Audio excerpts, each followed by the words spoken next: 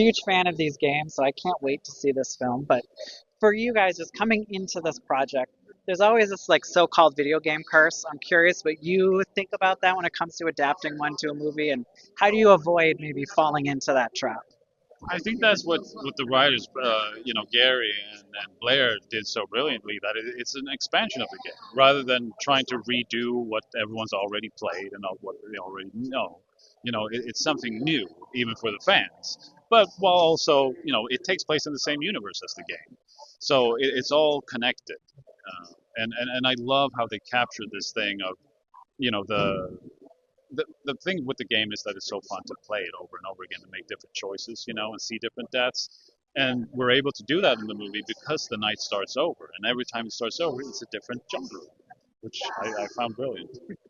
Now, I know obviously when the trailer came out, people who had played the game were just, I guess, confused a little, would be one reason, one thing to say about it. I know I'm excited to see it because I don't need to see the game exactly as it was. I played it. I can go play it again if I want to. But what do you say to people who do maybe have some hesitance about it after seeing the direction you guys took on this? I think there are things in there that they are going to be very positively surprised about. But I also think like the video game is like a 10-hour movie. So making it into 2 hours would make it something that is very less than the video game is. And we didn't want to do that. Like that would be hurtful for the video game fans too. So this is something that gives the audience more Until Dawn rather than less Until Dawn. Now, I read the press notes. I know you both said you really wanted the actors to get bloodied up, dirtied up. You got practical effects. Just how important was it for you to really go the practical route? And how fun is that as a producer, as a director, to really be hands on like that? It's fun but challenging. Yeah. I mean, to me, it's always been a dream to make a movie like this, and but it is a challenge because you only get like one try for most of these things. And like, I don't hate CGI or anything, and there are visual effects shots in the movie, of course.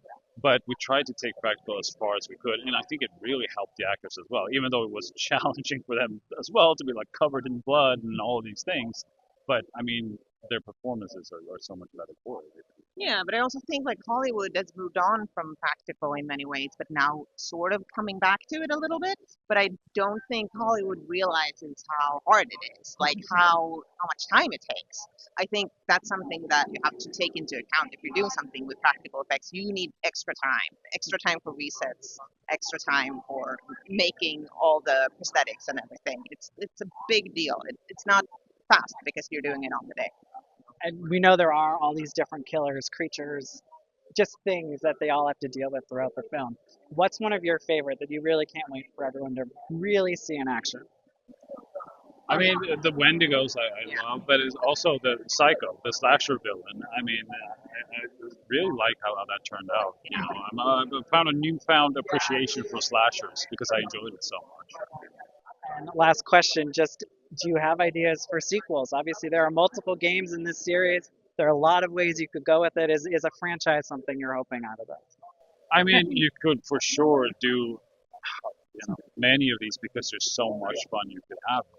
Like there's subgenres of horror that we didn't get to explore in this one, so you for sure could make more.